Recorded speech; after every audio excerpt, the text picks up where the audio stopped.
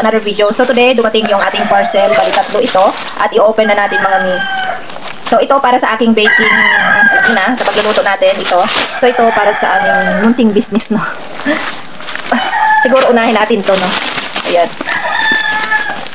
Ito mga mi, bali, nagtry ako bumili nito sa mall. Sobrang mahal niya mga mi. Ang ganda ng pagkabalot mga mi. Secure na secure. Hopefully, yung laman ay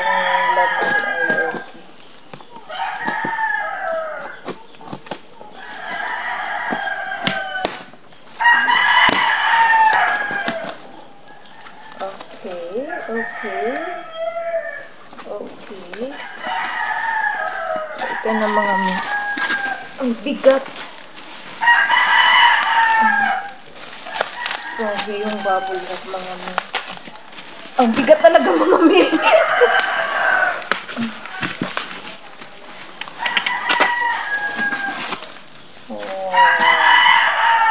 Ganito na siya mga mi. Ayan. Ito yan mga mi, 10 volts na fire extinguisher. Ayan. So, yung price nito mga mi doon sa mall ay sobrang mahal. At tamang-tama dahil yung gauge niya ay nasa green. So, ito na mga mi. Finally, meron na.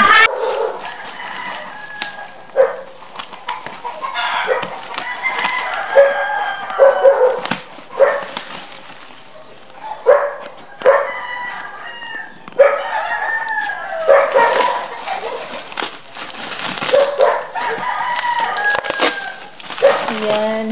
Ito siya mga mi.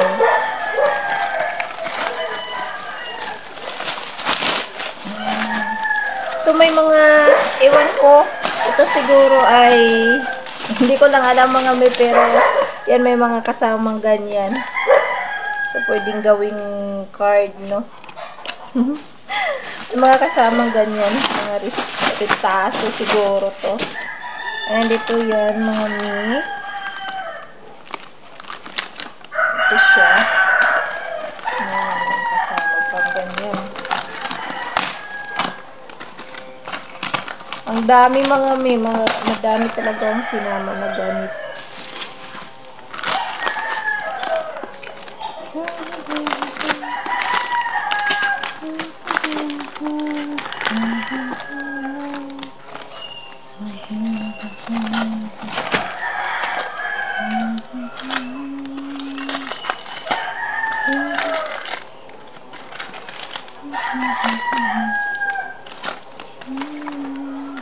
Ayan mga mi. So may kasamang ganito mga mi para sa cupcake yung ating biniling Ayan, dalawa. Bali dalawa ito mga mi. Yung cupcake liner natin mga mi ay medium size po ito at pwede po natin lalagyan to ng ating mini donuts. And kasama po ito sa ating box na nabili mga mi. So bali nag-add lang po ako ng 31 pesos ata. 6 by 9 by 1.5. Ayan, ito mga mi. Tingnan natin. So, unti-unti na ako nag-stock dito mga mi. Dahil pag nagluluto tayo ng mga pa-order natin, no?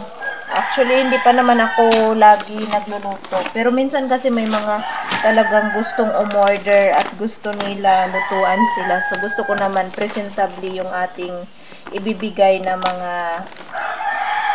Ayan siya mga mi. Hala, ang cute niya. So, talagang ingat na ingat si seller, no? Ayan, tingnan mo. Yung mga ages niya mga mi, may mga nakalagay na ganyan para kung sakali man na itapon-tapon lang ng mga rider ay talagang safe yung ating yung ating box. So ganito yan mga mi. Ganyan siya, isang piraso. Ito siya mga mi, ito yung ating box na nakuha. So bali yung niya nito ay yung size ay 6 by 9 ata, 6 by 9. So, kailangan lang siya talagang tupiin, no? Ganyan. And then, Grabe, ang cute naman. Ang ganda ng ang ganda ng box na to mga mi. So, bagay na bagay to mga mi sa aking macarons. Ang cute. Mga mi, bali ganito na yung box natin pag nilagyan natin ng macarons. At yung bintahan ko ng aking macarons is 165 per box pag walang raisins at 175 naman per box pag may raisins. Bali, 24 pieces yung laman ng ating isang box at ganito na siya mga mi. Napakaganda niya tingnan at napakalinis po ng ating box mga mi. Talaga i-fold to mga mi. So, bali ganyan siya mga mi. At to kailangan lang din i-fold to. So, yan lang siya mga mi. So, bali marami na tayong stock mga mi na ganito. Dahil, see?